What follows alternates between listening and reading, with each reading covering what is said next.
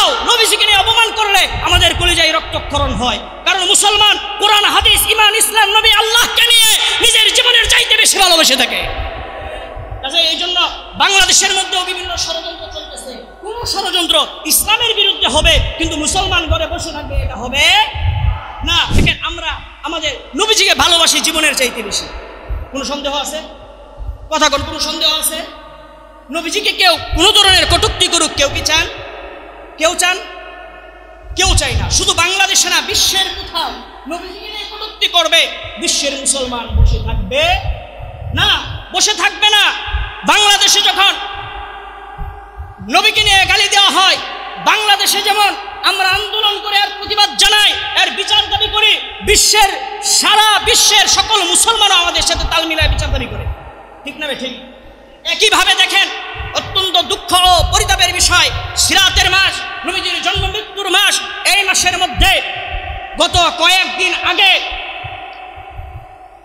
ইন্ডিয়ায় আমার নবীজিকে গালি দেওয়া হয়েছে।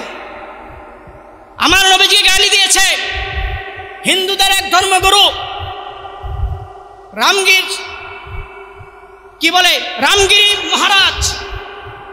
সে আমার নবীকে নিয়ে কটূক্তি করেছে। আবার কসাই সরকার, মোদী সরকারের এক নেতা নীতিশ রানে, সে আবার সেটাকে সাপোর্ট দিয়েছে এবং হুমকি দিয়েছে, এটা নিয়ে কথা বললে মসজিদে ঢুকে মুসলমানদেরকে জবাই করবে।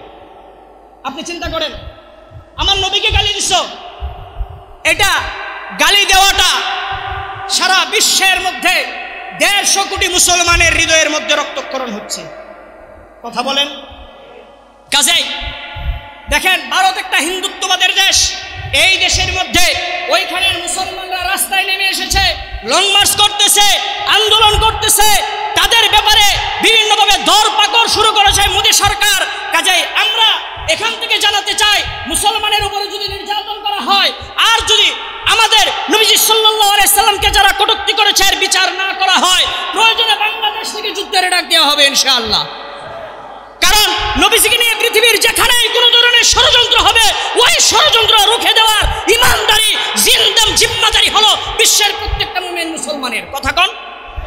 আমি এই কথা বলতে যদি কেউ মনে করেন যে বাইরের খবর হুজুর মসজিদে বলে, বাইরের কথা হুজুর মসজিদে বলে, তাহলে আপনার ইমানে কমতি আছে। কথা বল না কেন? কাজেই আমাদের দাবি জানাতে হবে, নবীজিকে পৃথিবীর কোথাও নবীজিকে নিয়ে অপমান করলে আমাদের কলিজায় রক্তক্ষরণ হয়। কারণ মুসলমান কোরআন হাদিস ঈমান ইসলাম নবী আল্লাহকে নিয়ে নিজের জীবনের চাইতে বেশি ভালোবেসে থাকে। এই জন্য বাংলাদেশের মধ্যেও বিভিন্ন ষড়যন্ত্র চলতেছে। কোন ষড়যন্ত্র ইসলামের বিরুদ্ধে হবে কিন্তু মুসলমান ঘরে বসে থাকবে, এটা হবে না। আল্লাহ তাআলা আমাদের সবাইকে নবীজির ভালোবাসা দিলের মধ্যে লালন করার তৌফিক দান করুক, কুরআন সুন্নাহর আলোকে নিজেদের জীবন গড়ার তৌফিক দান করুক। ওয়া আখিরু দাওয়ানা আলহামদুলিল্লাহি রাব্বিল আলামিন।